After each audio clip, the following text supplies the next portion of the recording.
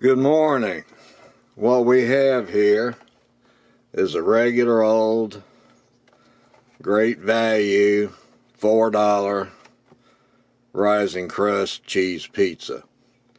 Now what I'm going to attempt to do, and this is my first time doing this, is turn this into a breakfast pizza. Now breakfast is like my main meal of the day. I believe in starting the morning off with some good food, and you don't think about being hungry, the rest of the morning and driving up till noon.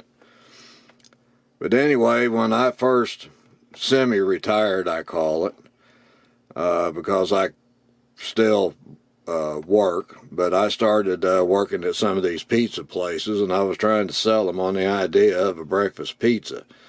Having been in the bar and restaurant business, nightclub business in and out for over 40 years, I knew how these people were, laying out late at night drinking, and tomorrow morning on a Saturday or Sunday, I was sure that they would just really like to have a good meal delivered to their house. I couldn't sell the idea, so it never happened, but we did make a pizza when I worked at Marco's. We made a breakfast pizza to try it out, and I want to tell you it was delicious. But anyway, let's get started with this. We're going to try to turn this cheap $4 pizza into a real good breakfast.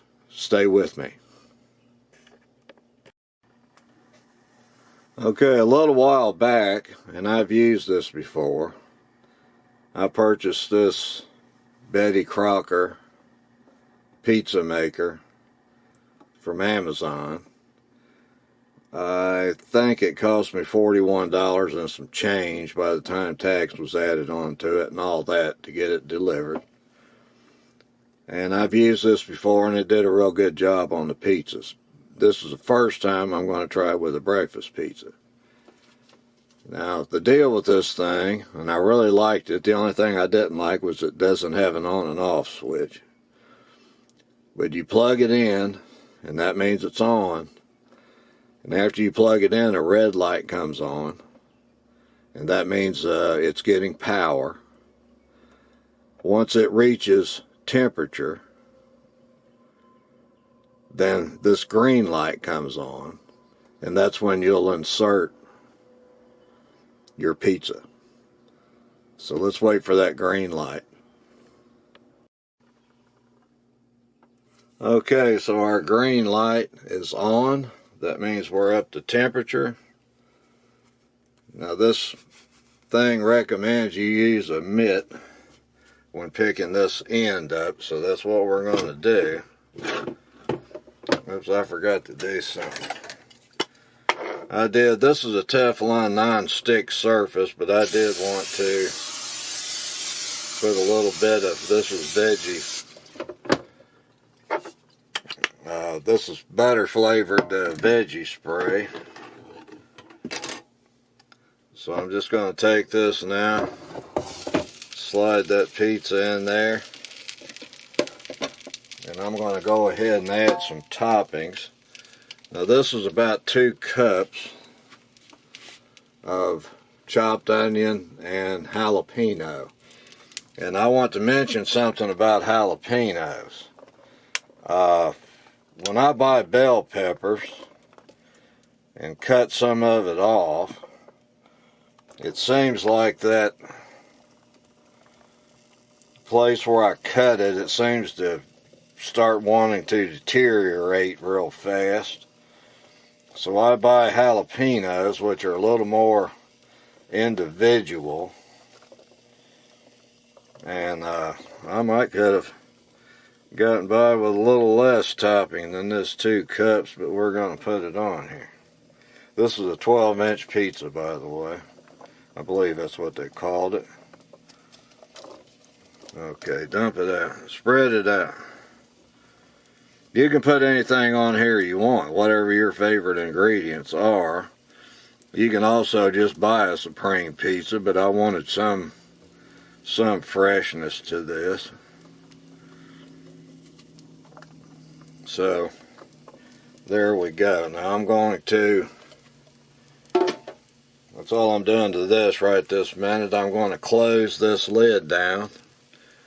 And this is supposed to take, I don't know, probably be about 10 minutes when I open this back up again and check that crust.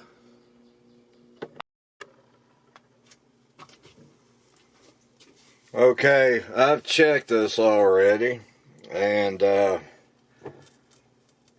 was waiting until it was almost done, which it is, before I added my next ingredient, because I'm putting bacon on here. I actually have some sausage, and I would have preferred sausage, but I needed to use this bacon up. I'm not a out-of-date eating stuff kind of guy. But anyway, this is 6 pieces of bacon. I figured that would be 3 for each side.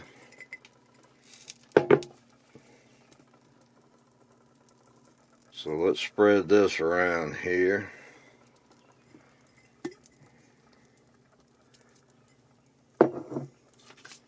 Now I'm going to take, this is 3 eggs, whipped up. I'm just going to pour that around on it. I don't care if some of it runs off.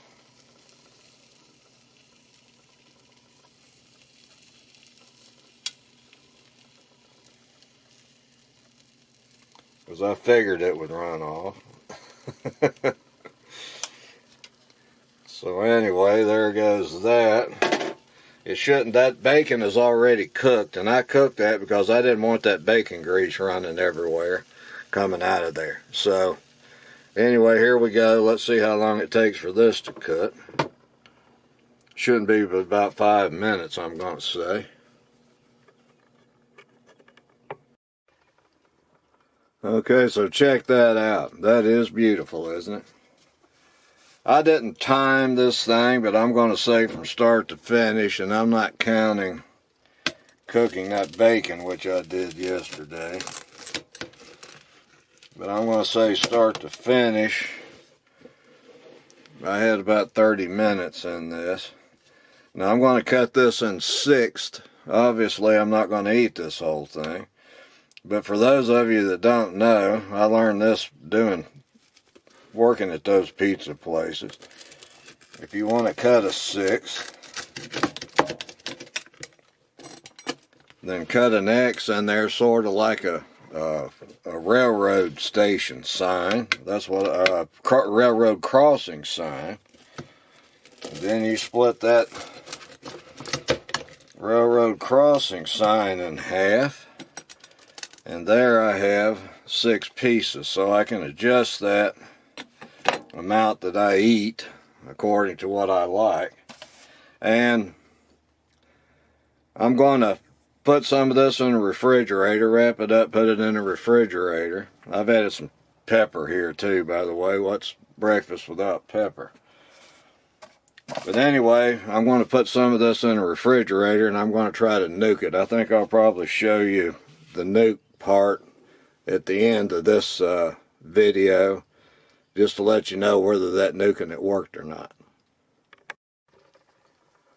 Okay, so the final ingredient, and I think I've shown this on my channel before, is this Libby's sausage gravy.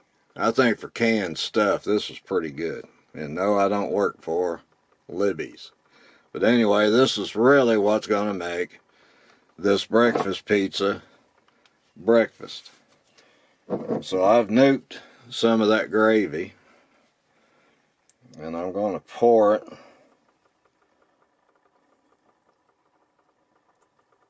around on this pizza.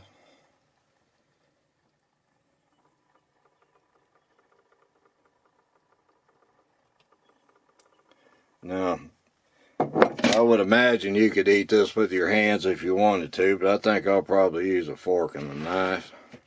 But anyway, I wish you good luck. Now, that is a beautiful breakfast. And I'm probably, I don't know, what have I got in this? Maybe $6, $7 at the most. I'm going to have 3 really nice, good breakfasts out of this breakfast pizza. Hope you enjoyed this. I'm going to follow up with a nuked version of this breakfast pizza.